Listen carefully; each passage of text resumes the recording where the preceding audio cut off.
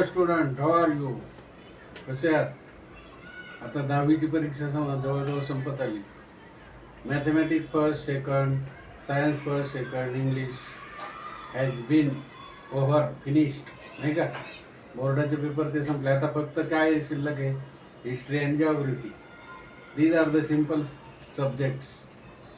We will get easily percentage, नाही का? सहजासहजी मिळून जातील. 2 तास जरी अभ्यास केला, fill in the blanks, match the following, give the reason and complete, draw label and figure, draw 2 figures. जॉग्रफीमध्ये येतं. हिस्ट्रीमध्ये सोपे सोपे प्रश्न असतात, उत्तरं सोपी मुलांना असतात. तर 2 दिवस तुमचे आहेत. आता इथून पुढे लक्षात ठेवा मित्रहो, 11वीची परीक्षा असेल किंवा 8वी 9वी 7वीचे जे असेल पेपर, त्याच्यात काय आता आपल्याला no objection at all.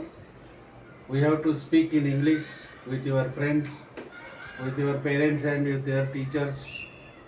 As far as English is consider, the 2 rules are important. First of all, कोणता? Grammar is most important, that is. But if rather than it is not very difficult to speak in English, grammar is very easy mitra ho. Only 3 tenses are there: present tense, future tense and past tense.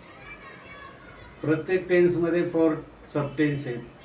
Simple past tense, simple present, simple future, नाही का? Continuous past, continuous present, continuous future.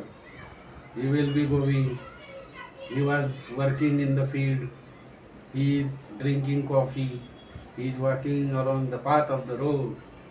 किती काय सोपं, continuous झालं. सिम्पलमध्ये ते येतं.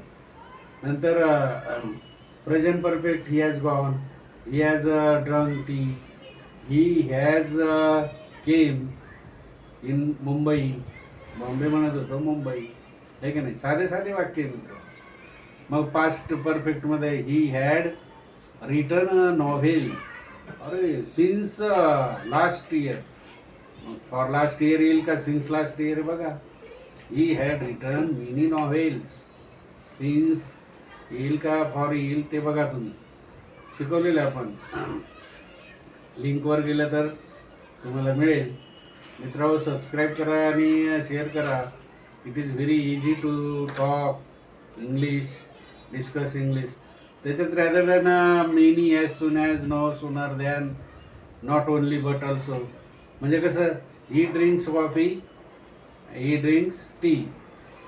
ही is not only drink coffee, he is not drink coffee but also tea, आहे की नाही?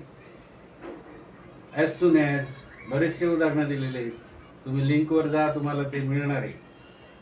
मग तुम्ही सबस्क्राईब करा आणि शेअर करा, लाईक करा. म्हणजे तुम्हाला ते as soon as, no sooner than,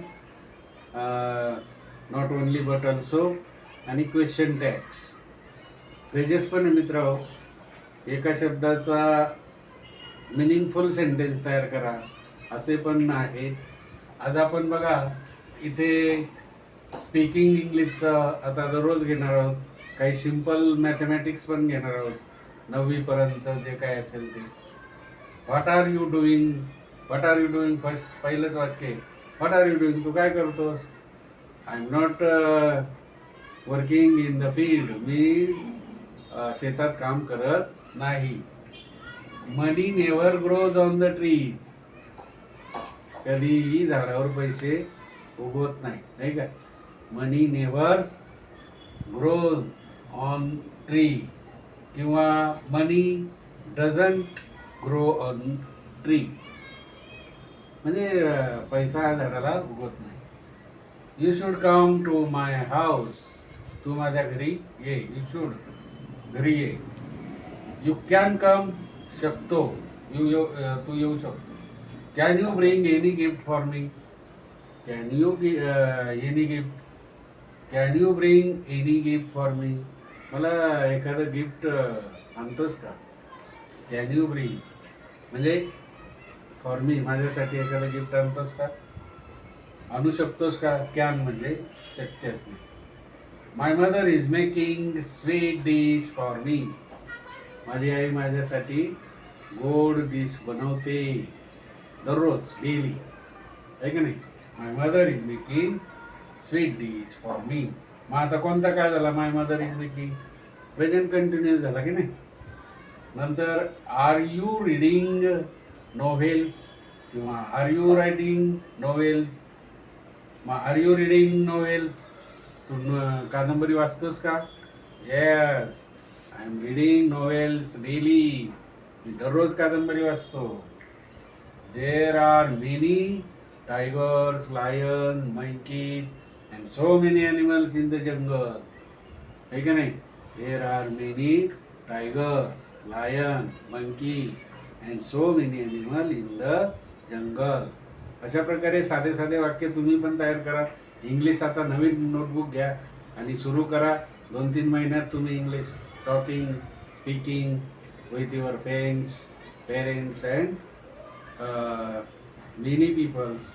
okay, subscribe करा, लाईक करा मित्र हो, आणि चांगल्या प्रकारचे डिस्कस करा इंग्लिशमध्ये, म्हणजे तुम्हाला चांगल्या प्रकारे इंग्लिश बोलता येऊ शकते.